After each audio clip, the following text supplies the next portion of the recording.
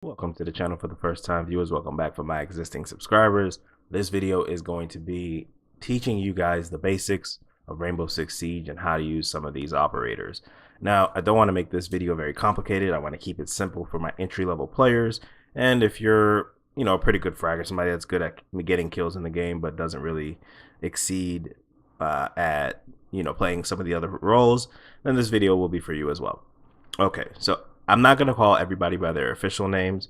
I'm just going to break these pretty much operators into, or the characters you can play in the game, into roamers, anchors. I'm going to just call all the support players utility. So I'm not going to be like traps or anything like that. They're all going to just be utility players. And then I'm going to call fraggers, which is pretty much the people that go in first and get all the kills.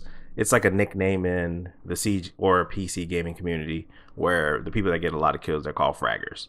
All right, so let's get started. So first I'm going to start with the roamers, which is the first clip that you saw.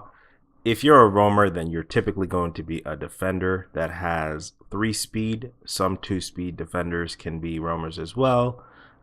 With the roamers, your job is very simple, but it's very hard to be effective at because you need to have a lot of game sense, map knowledge, and very good gun skill. Okay, so it's more of a high skill position. So with a roamer, like I said, your jobs are to slow down the push. When the enemies start to enter the building, you're kind of the person that they need to fish and look for. So you need to make either pick somebody on their way in or let it be known that you're around without letting them know where you are, because they might spend another 45 seconds looking for you.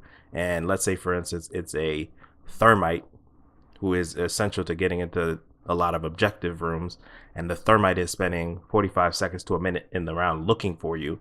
That's more time that your team has without the pressure of the enemy pushing the objective.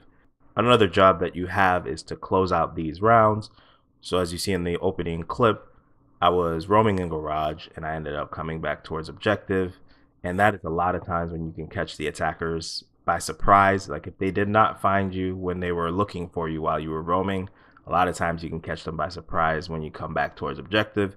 Just be mindful of where the castles and the barricades are, because if you make a lot of noise on your way back, that kind of defeats the purpose of the flank. The flank is very powerful in Rainbow Six Siege because people get tunnel vision until you get to the very high ranks when you start to see traps, and people that just know a lot about the map, they know where you're going to come from and they start to pre-aim that spot or have somebody watching flank. But up until those levels, and for a beginner, flanks are going to be very useful for you.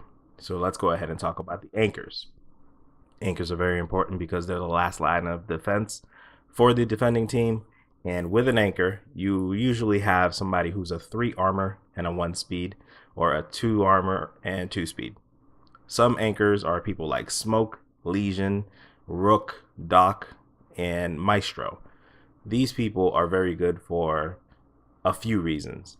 What they do is, if you're an anchor, you're going to be responsible for hearing some of the explosions and some of the areas that the enemy is trying to breach from, and letting the roamers know so that they can set up their flank. Okay, so you're not really, you can see some 1 speed operators roaming, which is kind of like a meme at this point, but for the most part, your 1 speed operators are going to be in the objective, holding it down, making sure that if the roamers die, if the support players die, or the utility players die, then they are the last line of defense, so don't get killed. It's also one of the easier, and can be very difficult, but it's one of the easier roles if you don't know the map. It's difficult because you're going to be faced with sometimes the other team's best fraggers, so you're going to have to know that objective room very well. So make sure that you at least know that, okay? Know your surrounding room and the objective rooms, and then you can learn the rest of the map later on and maybe change your role from there. Now, a couple of tips as an anchor that I have for you before I switch to my utilities roles is that you need to make sure that, like I said, if you hear something, you're calling out for your roamers to let them know where you heard it from, and maybe even giving them a direction. If you don't know the map, look at your compass and say, I heard something here, or they're pushing here, or this is where I saw them. Okay, you also want to keep your body minimalized. You don't want to stand out or stand up in a clear area where somebody that makes a new open hole, or an ash charge opens a wall, and next thing you know, you're just standing in the middle of a room because you're anchoring. You want to have a defense position ready so that if everything goes downhill, you're that last line of defense. You can take off 2 or 3 people, or hold down the objective until the roamers make it back. So being that Rainbow Six Siege is a team-based game, the utility players are extremely critical in this game. Players like Thatcher, players like Thermite, players like Twitch, Bandit, anybody with a utility is very important because of these specific reasons. You need these utilities, these abilities to get into certain objectives. You need them to win certain situations. And I'm going to give you 2 specific examples, but they're going to be from the attacking side. Okay, so, and I might even give you a defending one, but Thermite and Thatcher. Okay, let's start with Thatcher. His EMP grenades take down a lot of the enemy equipment that will prevent you from getting into certain hard breach spots, or even getting a regular breach charge off. So being a Thatcher, you need to make sure that you stay alive long enough to use your utility. You can't be a Thatcher and then pretty much be the first person on your team to die, especially if you're a lower skill player. That is one of the most important positions that you can take, and it helps the team tremendously because after you use your utility, if you end up dying afterwards, it's not as bad because your team has access to the objective. But if you die before you can use that utility, then the issue becomes the entire team has to shift their momentum. They have to change what they're doing because you just died.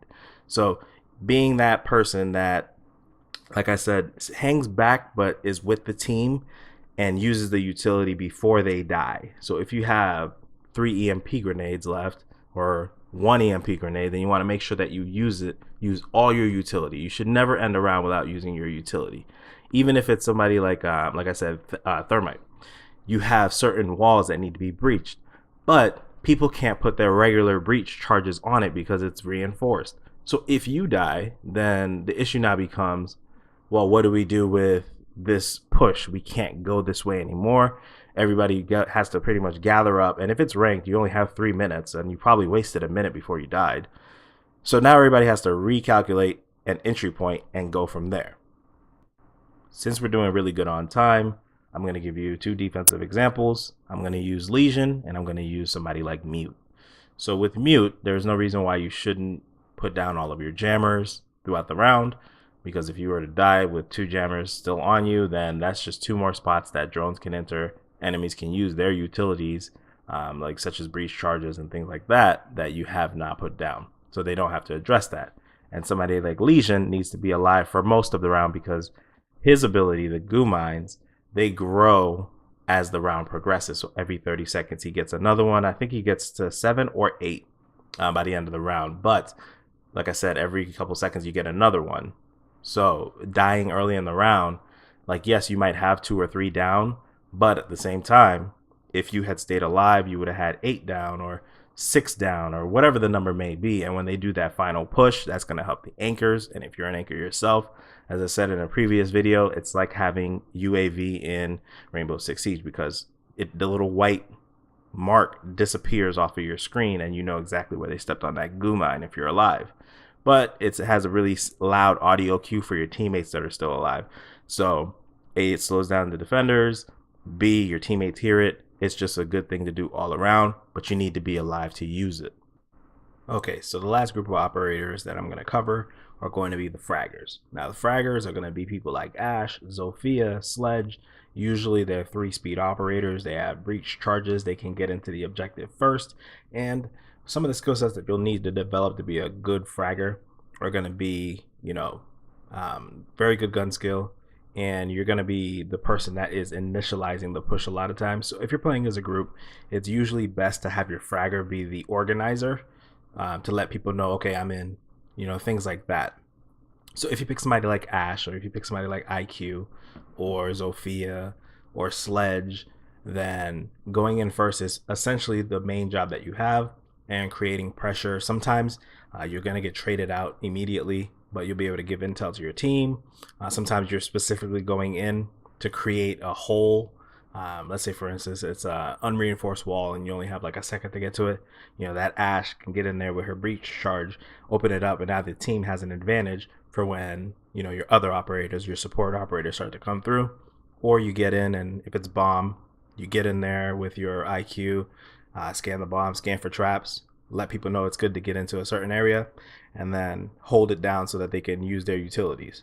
So that is essentially the main roles of some of these operators. Let me know what you guys think in the comment section, and feel free to add any additional descriptions in the comment section as well. The best one that I get down there, I'll pin it so that everybody that comes to this video moving forward will be able to see it. And if you want to see more Siege content like this, then let me know.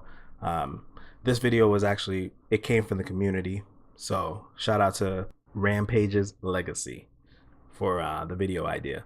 So you guys be easy, and I will catch you in the next one.